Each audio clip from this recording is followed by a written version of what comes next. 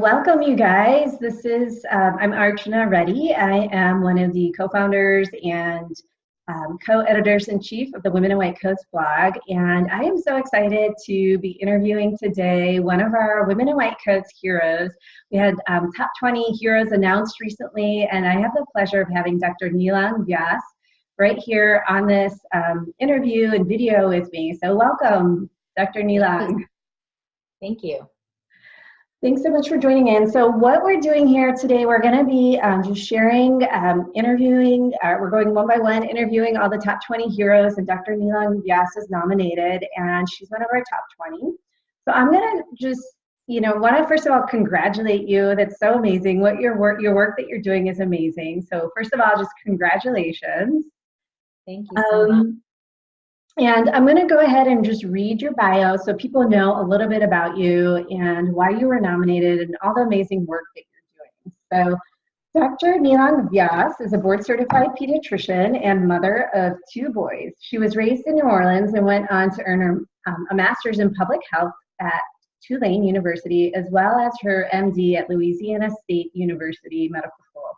After completing her pediatrics residency at LSU, she joined private practice, where on a daily basis she experienced her patients' desire for more sleep for themselves as well as more sleep for their children.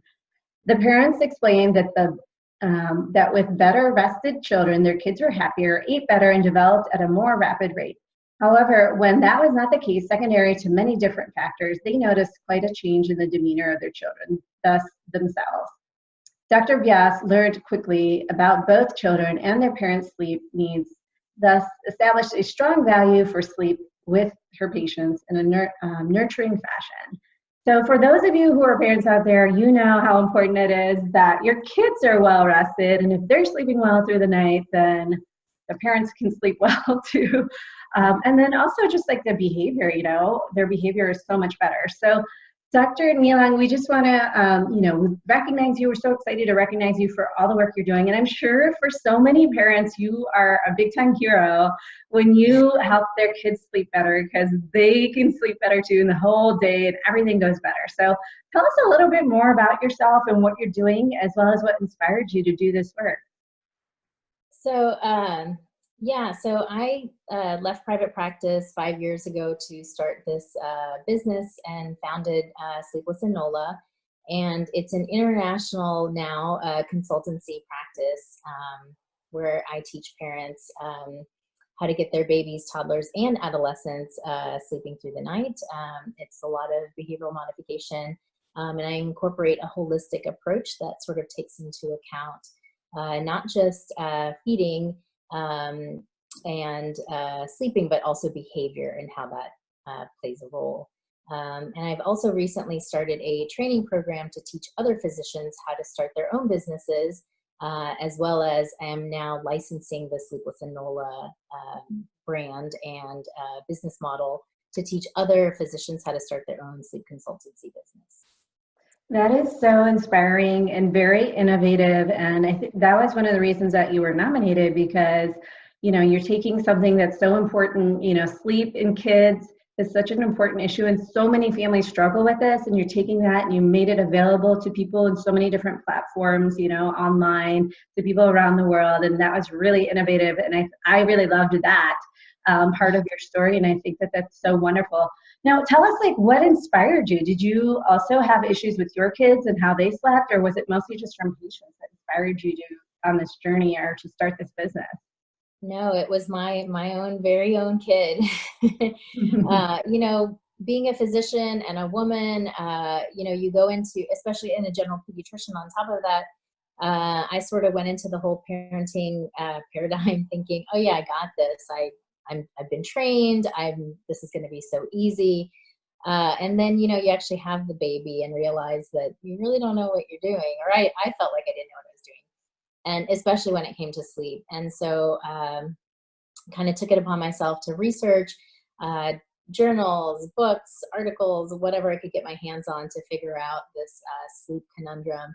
And sort of took lots of different ideas and thoughts and research and sort of put together my own program and put that into practice with my son when he was 4 months of age. And he started sleeping through the night and doing really well and was eating better and just behaving better and much happier. And I thought, all right, well, maybe there's something to this, or maybe it was just a fluke. And then I had my second son, who was just more of a difficult of a baby in general, as far as feeding and sleeping and everything else. And so I sort of put the same practices into place with him. And when things started working well with him as well, I thought, okay, maybe there is something to this. And I started teaching friends and family, and they became successful. And so then I started teaching my patients at work. And when they were successful is when I left private practice and said, I'm going to give this a go full time and see how it turns out. And having had hundreds of successful clients, hundreds of thousands of successful clients in the last 5 years has inspired me to continue going. And when families say things like, you've changed my life, or you've helped my marriage, or, my child is so much happier, I don't want to injure them like I did when they weren't sleeping, is inspiring to continue going. Oh, that's such an amazing story that you took your own personal experiences and brought that to the world, brought that to your patients, to your community. And, it's amazing how it's international. And, this is such a common issue that I think a lot of families struggle with. And a lot of pediatricians get these questions, right? Like, I remember having my kids, I'm a mom of 2 as well. And when I would read those books about how to get them to sleep better, but then I'm like, I don't think this is working for my kids. So I think that that's great that you put a personal touch to it, and just really look at that individual and the individual child, the individual family, maybe even the dynamics of the family and things like that. Yeah. I think it's really hard being a general pediatrician and not having had kids the first few years of that journey. Proved difficult, and I felt like my entire mindset and how I guided my patients after I had kids was completely different, because you do take that personal approach and say, this is what the AAP says, this is what I did, this is how you can make sure that you do what the AAP says in a safe manner, but keep in mind that at the end of the day, you have to not only keep your child safe and keep them healthy, but keep, do what feels right for you.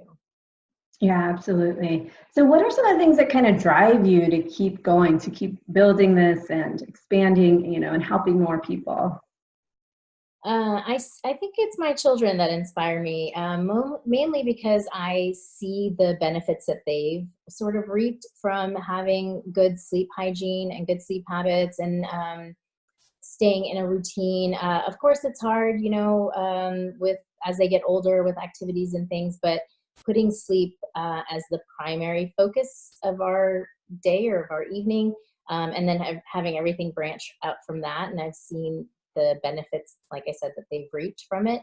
And I feel like I need to share that with the world and make sure that others see the benefits of it. And that's sort of what keeps me going is, to say that you can have kids that are happy and healthy and well-adjusted to their environment if you ensure an adequate routine and good sleep habits and hygiene for them. Yeah, absolutely. So were there any obstacles that you had to overcome in, developing Sleepless in NOLA and developing this program to bring to other patients and families? The biggest obstacle is, I think, we're not taught anything about business in med school. We're not taught how to, we're taught sort of how to teach others, but not do anything outside the box. We're taught these are the protocols, these are the algorithms, follow this and you will see success, and so kind of thinking outside of the box was a huge challenge, and then figuring out the business side of it as well, and how to develop a program that gets the success, so that gets the results without somebody telling me what to do and how to do it, and kind of figuring that out on my own was a big challenge. Mm-hmm, absolutely.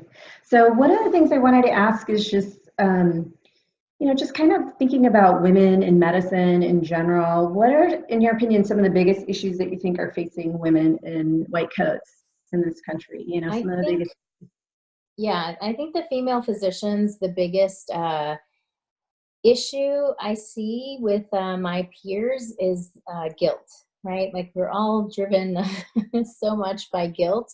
Um, I feel like female physicians are in this field because they are caring and giving, and have want to save the world, right? Want to do right by everybody, and in that process, a lot of things get left behind, namely their family and their well-being, and then there's all this guilt that builds up. I'm here taking care of other people's kids, other people's families, and I'm not taking care of my own or my own children or my own family. And so a lot of guilt sort of builds up. And I think the biggest message to give to other female physicians is to let go of that guilt, outsource if you need to, build that village, use other friends, family to take some of that load off. You don't have to do it all. You don't have to be Wonder Woman. Um, use what you know to help others, but also take that time aside for yourself and your family. I love that message. That's a great way to end this interview. Thank you so much. That's actually a big reason why we are putting together this conference and retreat, and why we decided to do the Heroes Ceremony. First of all, we feel like we want to pay tribute to all the women in white coats who are doing amazing things, and they need that recognition because they're doing so many great things. But also we put this wellness retreat together because that's exactly what we're seeing over and over again, is so much burnout and people just, struggling in their careers.